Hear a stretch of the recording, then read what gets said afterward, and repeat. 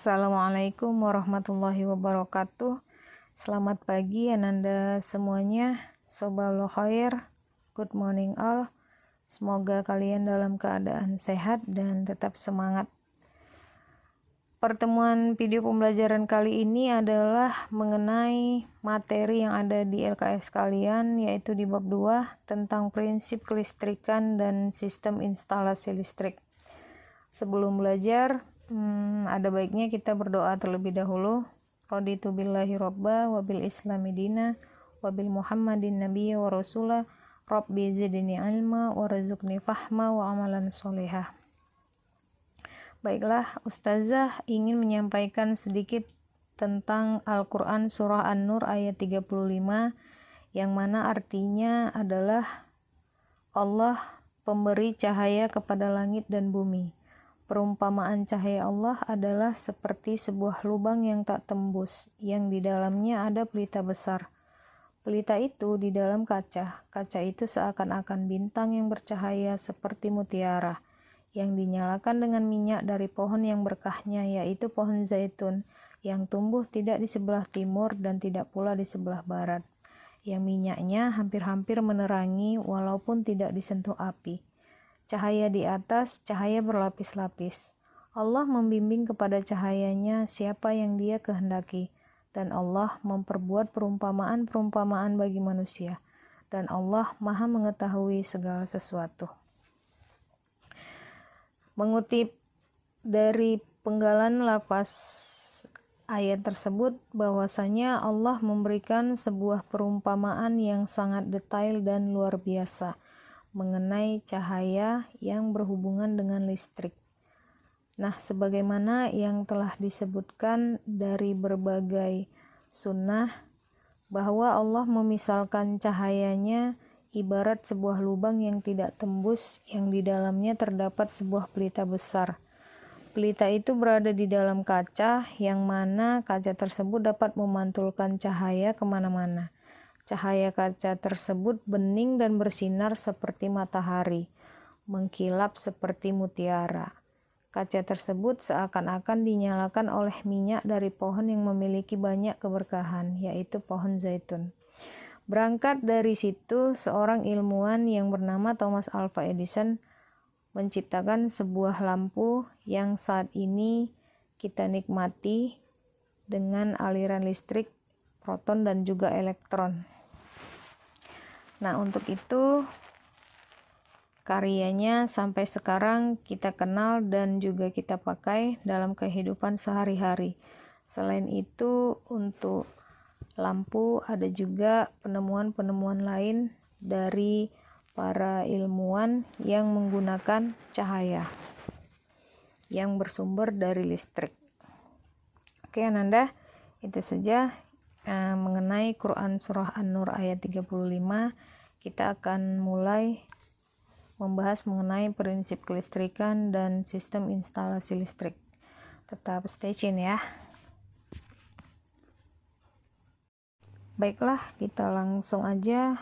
Yang pertama tentang prinsip kelistrikan dan sistem instalasi listrik, di mana di sini Ustazah akan menjelaskan terlebih dahulu mengenai definisi kelistrikan. Sebenarnya kelistrikan ini adalah sifat benda yang muncul dari adanya muatan listrik. Muatan listrik itu dapat kita artikan sebagai proton dan juga elektron, di mana listrik juga bisa kita artikan sebagai kondisi partikel subatomik yang terdiri dari elektron dan juga proton, yang nantinya akan menyebabkan penarikan atau penolakan gaya di antara dua sumber energi yang disalurkan melalui kabel. Nah, listrik ini juga merupakan suatu muatan yang terdiri atas muatan positif, proton, dan muatan negatif, elektron. Pada sebuah benda akan dikatakan memiliki energi listrik apabila benda itu mempunyai perbedaan jumlah muatan. Jadi, adapun muatan yang berpindah itu adalah muatan negatif dari suatu benda. Jadi, pindahnya muatan negatif ini akan disebabkan oleh bermacam-macam gaya atau energi. Misalnya, contohnya energi gerak, atau juga bisa juga energi panas, dan lain-lain. Nah, jadi perpindahan muatan negatif inilah yang biasanya kita sebut dengan energi listrik. Oke, Ananda, bagaimana? Sedikit lagi tentang, misalnya begini, apabila jumlah muatan positif lebih besar daripada muatan negatif, maka benda tersebut akan mencari muatan negatif untuk mencapai keadaan simbang. Jadi sebenarnya muatan listrik itu yang bergerak di dalam konduktor bukanlah muatan listrik positifnya, tetapi muatan listrik negatifnya atau elektronnya. Dan juga arah aliran elektron ini akan berlawanan dengan arah aliran muatan positif. Sampai sini paham ya tentang listrik. Sekali lagi, yang bergerak itu bukan muatan positifnya, tetapi muatan negatifnya yang bergerak dan mencari sebuah keseimbangan. Oke. Kemudian mengenai arus listrik. Arus listrik ini juga timbul karena adanya muatan listrik yang mengalir ya dari saluran positif ke saluran negatif, di mana banyaknya muatan listrik ini disebabkan dari pergerakan elektron-elektron tadi yang mengalir dari satu titik atau sirkuit listrik dalam satu waktu tertentu. Nah, untuk arus listrik ini bisa kita ukur dengan alat yang namanya ampere meter dengan satuan coulomb per detik. Contoh arus listrik dalam kehidupan sehari-hari kira-kira apa ya, Ananda? Bisa kalian sebutkan? Banyak ya.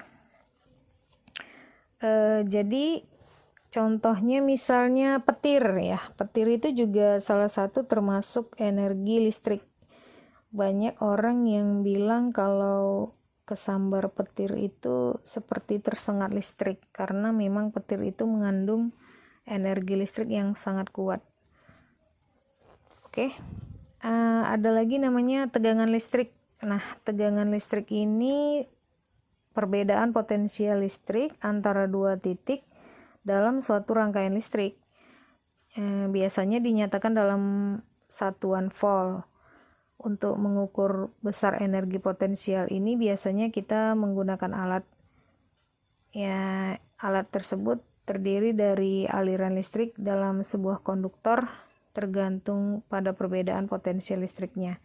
Jadi suatu tegangan listrik itu dapat dikatakan sebagai ekstra rendah atau tinggi atau ekstra tinggi karena adanya aliran-aliran yang mengalir dengan sumber tegangan tertentu. Oke, Ananda, kalian perhatikan berikutnya akan Ustazah perlihatkan mengenai arus listrik. Perhatikan gambar Ananda di layar monitor. Kalian bisa melihat diagram tentang arus listrik. Di situ ada sebuah baterai, kemudian kabel penghubung, dudukan lampu, dan juga bolham. Nah, seperti yang tadi Ustazah jelaskan mengenai arus listrik. Arus listrik itu adalah banyaknya muatan listrik yang mengalir dalam suatu penghantar persatuan waktu. Jadi muatan listrik yang mengalir itu ada di kabel yang bisa kalian lihat pada gambar, di mana kabel tersebut terdapat muatan-muatan yang bermuatan positif dan juga bermuatan negatif, yaitu proton dan juga elektron, di mana proton dan elektron itu akan saling mengisi dalam keadaan seimbang, sehingga terjadilah arus yang menyalakan lampu pada diagram yang kalian lihat di gambar. Nah, untuk sebuah arus listrik itu hanya akan terjadi pada rangkaian tertutup. Arus hanya akan mengalir pada sebuah rangkaian tertutup. Apabila rangkaiannya terbuka, maka arus akan hilang dan tidak akan sampai ke lampu, sehingga lampu tidak akan menyala. Artinya arus tidak ada. Oke. Untuk menghitung arus listrik kita menggunakan alat namanya ampere meter. Bisa juga kita menggunakan ammeter, biasanya disingkat sebagai ammeter ataupun ampere meter untuk mengukur kuat arus listrik. Biasanya ampere meter ini disusun secara seri dan komponen-komponennya akan diukur arusnya setelah baterai atau muatan-muatannya mengalir dari sebuah rangkaian. Kalian bisa lihat gambar ampere meter di monitor dan juga rangkaian listriknya. Lihat rangkaian listriknya, ini adalah satu rangkaian listrik tertutup ya. Ketika rangkaian listriknya dialirkan oleh arus yang bersumber dari baterai, maka lampunya akan menyala. Nah, lampu itu akan dihubungkan kepada alat yang namanya ampere meter untuk diukur berapa kuat arusnya.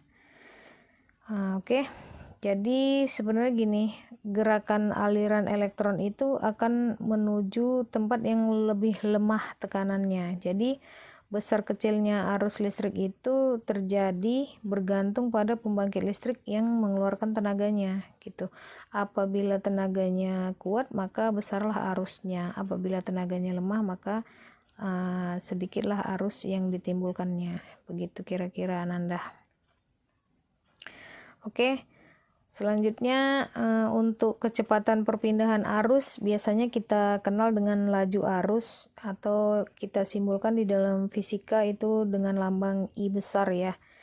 Satuannya ampere. Kemudian rumusnya itu kalian sudah belajar lah di fisika khususnya tentang arus listrik ya. I sama dengan Q per T, di mana I itu adalah kuat arus dan Q adalah banyaknya muatan dan juga T adalah waktu. Oke, saya tidak akan menjelaskan secara detail. Untuk itu kalian bisa melanjutkannya di pelajaran IPA. Oke, kita lanjutkan sekarang. Udah paham ya Ananda, jadi yang bulat-bulat di depan itu adalah muatan positif dan negatif yang ada di kabel penghantar. Oke.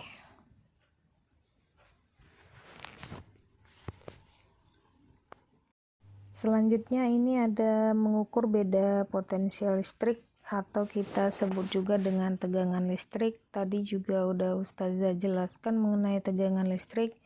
Tegangan listrik itu sama dengan perbedaan potensial listrik antara dua titik dalam suatu rangkaian listrik tertentu yang dinyatakan dalam satuan waktu.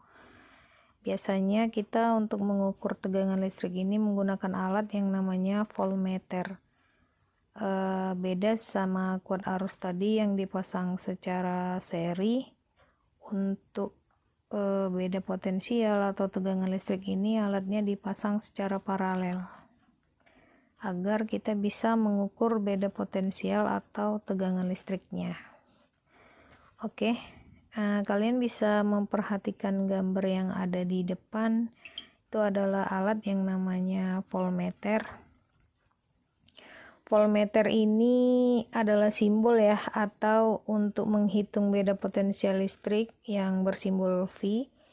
Itu kita menggunakan rumus W per Q. Kalian sudah belajar juga mungkin di IPA, di mana W itu adalah energi listrik yang satuannya joule. Dan juga Q itu adalah muatan listrik, satuannya adalah coulomb ya. Jadi beda potensial listrik ini dapat kita artikan seberapa banyaknya energi listrik yang dibutuhkan untuk mengalirkan muatan listrik dari ujung-ujung penghantar yang ada di gambar. Kalian perhatikan. Contohnya misalnya muatan-muatan yang akan kita hitung. Oke, untuk itu ada lagi namanya saklar dan sekring. Kalian pasti sudah sering lah mendengar kata-kata saklar dan juga sekring. Saklar ini berbeda ya dengan sekring. Bedanya adalah sebenarnya sama-sama alat untuk menyambung atau memutuskan arus listrik. Bedanya kalau saklar ini biasanya dipakai untuk lampu yang jumlah arusnya tidak terlalu besar, sedangkan sekring ini dipakai untuk arus yang jumlahnya sangat besar agar tidak terjadi korsleting listrik. Kira-kira seperti itu. Saklar ini kalau kalian lihat dia yang ada di dinding-dinding tuh biasanya dicetak-cetek Nah, untuk sekring ini biasanya kita pasang untuk pengaman ya, pengaman dari sebuah listrik. Oke, Ananda, kalian bisa lihat gambarnya mengenai saklar dan juga sekring. Sekali lagi, saklar itu berfungsi untuk menyambung atau memutus arus. Jadi ketika kalian cetek ke atas, arusnya itu akan mengalir sehingga lampunya hidup. Kalian cetek ke bawah, dia akan mati, seperti tombol on dan off. Jadi saklar ini pada dasarnya sebuah perangkat yang kita gunakan untuk memutus jaringan listrik. Oke. Ada lagi yang namanya sekring ya. Sekring ini seperti yang tadi Ustazah jelaskan, sama juga dia sebagai alat penyambung atau pemutus, akan tetapi sekring ini lebih dipakai sebagai pengaman ya, atau pelindung ketika terjadi gangguan arus listrik. Misalnya arus listrik yang berlebihan atau arus pendek yang menyebabkan kebakaran biasanya. Ini dipasang di rumah-rumah, tapi sih sekarang sudah modern ya, sekringnya sudah canggih, sudah otomatis, tidak lagi secara manual. Oke, Nanda, sampai di sini mengenai saklar dan sekring. Kita lanjutkan. Berikutnya adalah tentang arus. Oke, kalian bisa lihat diagram di depan. Ini mengenai jenis arus listrik ya. Jadi berdasarkan arah alirannya, arus listrik ini dibedakan menjadi dua jenis. Ada namanya arus searah dan arus bolak-balik. Arus searah ini yang kalian lihat, kita biasanya menyingkatnya dengan DC atau kepanjangannya direct current, dan juga yang bolak-balik kita biasa menyebutnya dengan AC atau alternating current.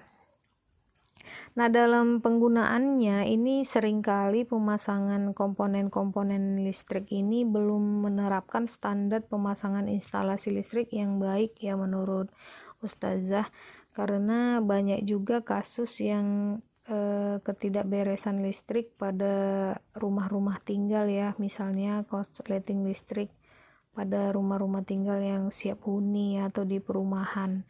Dan yang paling sering Ustazah sering adalah pemasangan plafon di atas genteng ya, itu biasanya menggunakan plat baja. Sebenarnya plat baja itu lebih berbahaya daripada kayu, akan tetapi karena menurut mungkin kita mau lebih irit atau pembangunannya lebih mudah, jadi dipasanglah baja-baja ringan seperti itu. Tapi sebenarnya untuk pemasangan listrik kurang tepat ya, karena dia tidak kayu. Nah, biasanya kita pernah lihat nggak tuh kalau di perumahan ada 450 volt ampere sampai dengan 2200 volt ampere gitu. Kalian pernah lihat lah ya. Itu menunjukkan besarnya arus yang akan kita pakai dalam kehidupan sehari-hari gitu. Nah, arus itulah diukur dengan tadi yang Ustazah jelaskan, alatnya ada ampere meter untuk ukur arus, dan untuk beda potensial atau tegangan listrik kita memakai voltmeter. Oke, sedikit saja singkat mengenai arus yang namanya DC. DC ini kita kenal dengan arus searah ya. Arus searah, kalian lihat gambarnya, di situ ada diagramnya yang menunjukkan simbol I, yaitu arus searah, dia ke kiri ya ke kiri, ke kanan ya ke kanan. Nah, perhatikan gambarnya, Ustazah jelaskan sedikit. Jadi arus searah ini mengalir secara searah dari titik yang memiliki potensial yang tinggi ke titik yang memiliki potensial yang lebih rendah.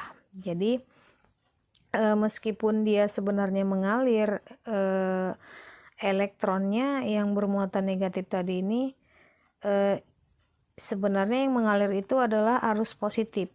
dari kutub positif ke kutub negatif.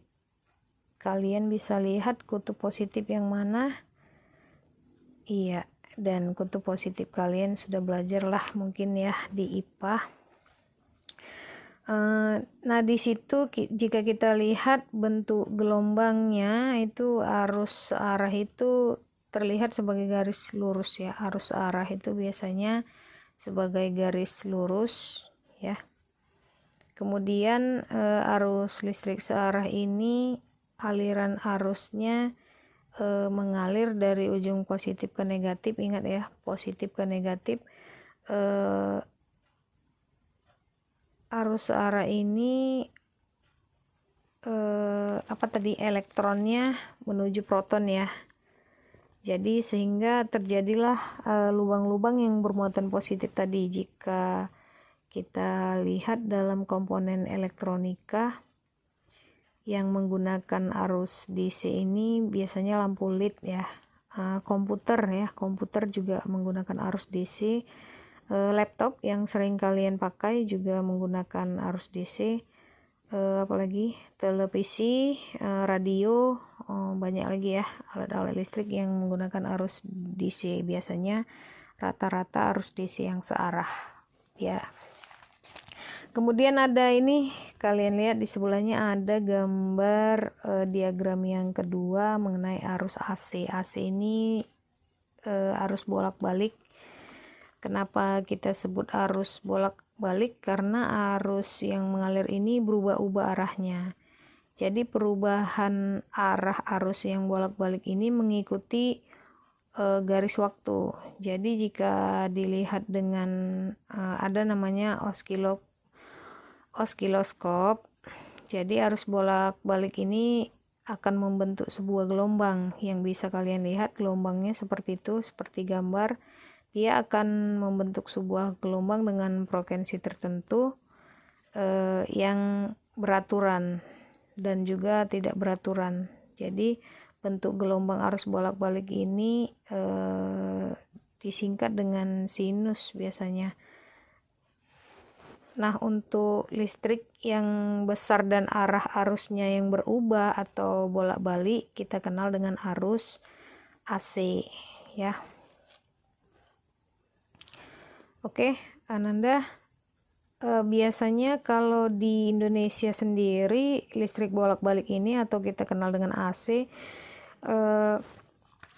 dipelihara atau diawasi oleh PLN ya.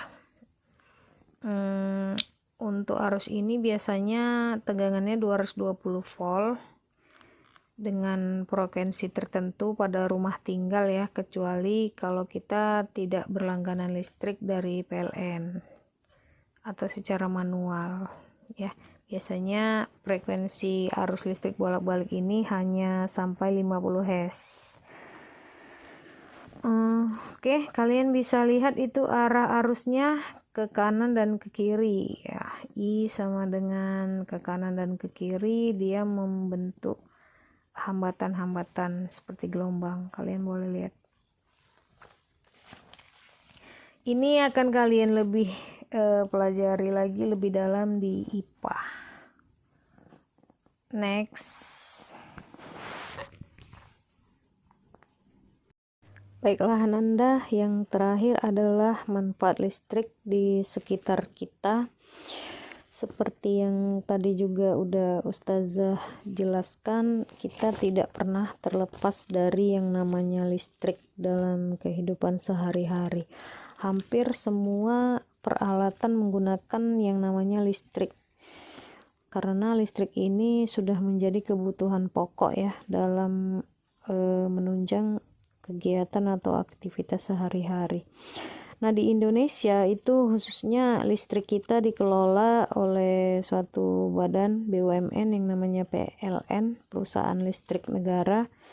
Nanti dari PLN itu listrik akan dihubungkan ke gardu-gardu listrik ya, stasiun-stasiunnya, di mana nanti dari gardu-gardu listrik itu akan disalurkan ke rumah-rumah penduduk. Nah, dalam pemasangan instalasi listrik ini biasanya sih harus dipasang secara benar ya, karena bisa menyebabkan bahaya dan juga kerugian. Kalau kalian main tuh ke tempat stasiun-stasiun listrik, kalian ada kayak tanda lambang petir gitu, itu yang menandakan bahwasanya tegangan tinggi dan berbahaya. Oke. Nah, adapun manfaat-manfaat yang bisa kita gunakan mengenai listrik ini, yang pertama, manfaat energi listrik sebagai penerangan. Jadi hampir di mana-mana alhamdulillah sudah ada penerangan seperti yang tadi Ustazah ceritakan, bersumber dari Quran surah An-Nur ayat 35, di mana Thomas Alva Edison menemukan sebuah lampu yang dialiri arus listrik sehingga dapat menyala dan dapat kita gunakan sampai saat ini. Yang kedua, manfaat energi listrik ini sebagai panas, ya bisa kita jumpai dalam alat-alat listrik, contohnya solder, rice cooker, hair dryer, ya kan, dan lain-lain.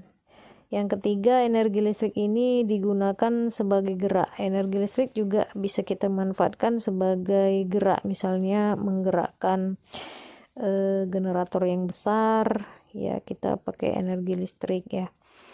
Ada lagi energi listrik ini sebagai suara, bisa kita gunakan sebagai suara atau gelombang yang bisa ditangkap. Contohnya misalnya dalam pembuatan robot ya, gelombang suara biasanya kita menggunakan energi listrik.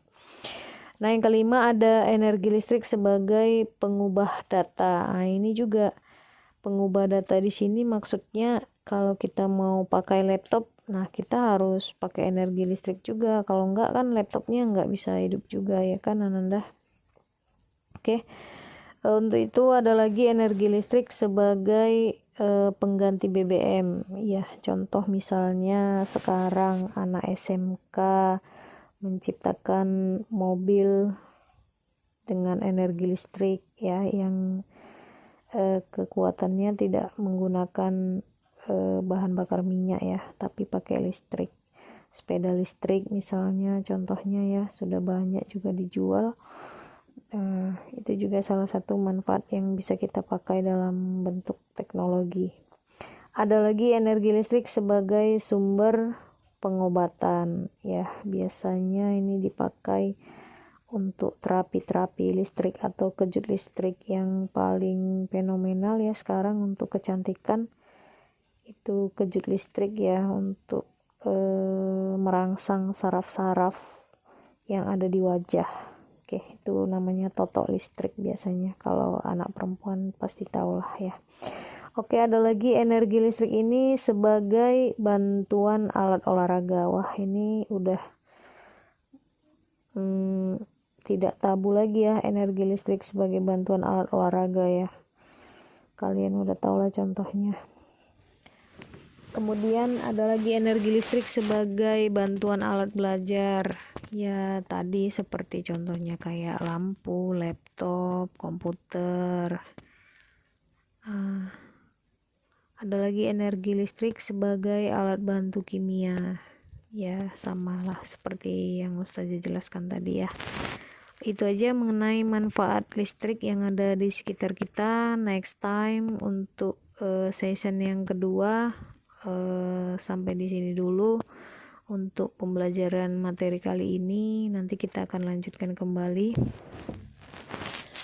Untuk itu kita ucapkan alhamdulillahirobbilalamin. Tetap belajar dan tetap semangat Ananda. Untuk tugas masih yang lama LKS di bab 1, kalian bisa selesaikan soal-soalnya. Ustazah sudahi dulu. Wabillahi taufiq wal hidayah. Assalamualaikum warahmatullahi wabarakatuh.